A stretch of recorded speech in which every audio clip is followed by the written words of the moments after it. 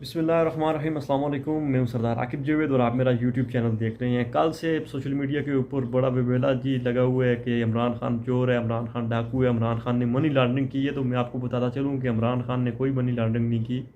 Money laundering वो होती है कि पाकिस्तान से पैसे उठाए और बाहर के ममालिक में ले गए, जैसे कि आसफ़ अली ज़रदारी लेके जाते थे थ्रू ईयान मॉडल जो लड़की पकड़ी गई थी, वो मनी लॉन्ड्रिंग थी।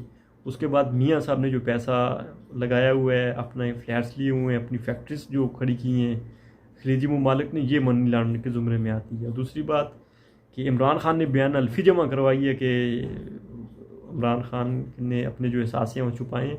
बयान उल्फ़ी जो दी है शहबाज शरीफ ने कि मेरा भाई इलाज करने के लिए गया है और वो वापस आएगा, और फिर शहबाज शरीफ साहब ने जो बयान अल्फ़ी जमा कराई है वो झूठी है, क्योंकि मियाँ साहब तो गए फिर वापस तो ना आए। मियाँ साहब ने कहा मैं बीमार हूँ, पहले तो वो बिल्कुल ऐसे किए हुए थे कि जैसे इनकी प्लेट्स जो है अभी वो गिर जाएंगी, लेकिन जैसे ही वो लंदन पहुँचे तो वो बिल्कुल तंदुरुस्त हो गए, ठीक ठाक हो गए। फिर वहाँ से उन्होंने एक इलेक्शन की कंपेन शुरू की और अदारों के ऊपर उन्होंने खुल के तनकीद की, और फिर उसके बाद टेलीविज़न, नेशनल टेलीविज़न ने उनको बैन किया। तो कहने का मकसद ये है, चोर वो है जो पाकिस्तान से चोरी करके पैसा बाहर लेके जाए, चोर वो नहीं होता जो पैसा घर को लेके आए। ये लोग चोर हैं, ये लोग करप्ट हैं, ये लोग टोला है, ये माफी है।